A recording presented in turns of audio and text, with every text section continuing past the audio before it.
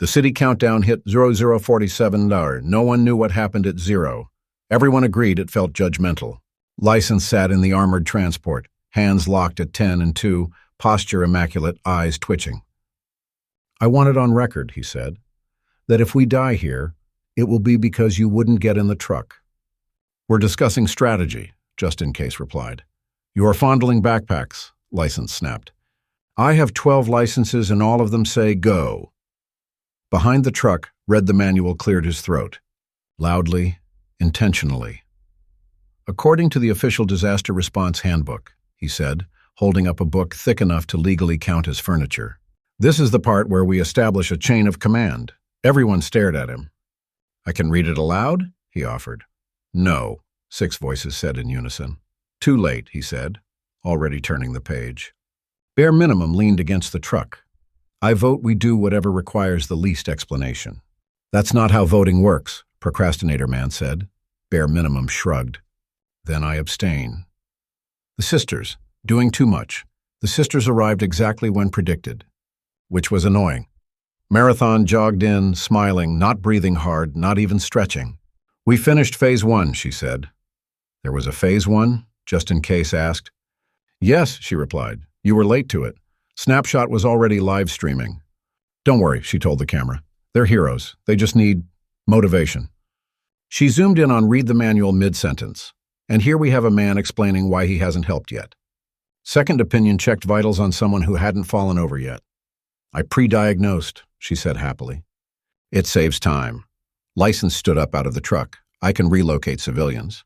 I can block streets. I can move heavy equipment." Marathon tilted her head. "Why haven't you?" "Because I was waiting for consensus." She patted his shoulder. "That's adorable." Read the Manual finally finished his sentence. And that concludes subsection B. The countdown ticked louder. "Congratulations," Snapshot said. "You explained the problem to death." Read the Manual bristled. If everyone followed instructions, chaos would cease. Second Opinion smiled. If everyone followed instructions, nothing would start. He flipped the book closed. "For the record," he said, "I predicted this outcome." "Did you predict doing nothing about it?" License asked. "Yes," Read the Manual replied. "It was optimal." Just In Case scribbled that down. Eugenius watching. The hologram flickered to life again. "Eugenius still perfect, still disappointed? You're being outperformed," he said flatly.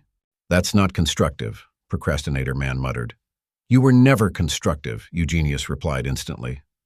His eyes landed on License. "You have resources," Eugenius said. "Why are they stationary?" License straightened, awaiting approval. Eugenius closed his eyes, just briefly. "I never waited," he said. "Yes," Bare Minimum added. "We've noticed." Eugenius turned to Read the Manual. "You would have been invaluable," he said, "if the world paused for footnotes." Read the Manual nodded. "That's fair." The sisters finished the job.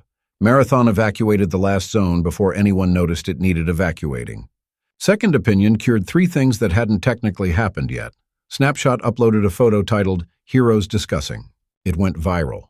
License watched the shares climb. "We are losing to efficiency," he whispered.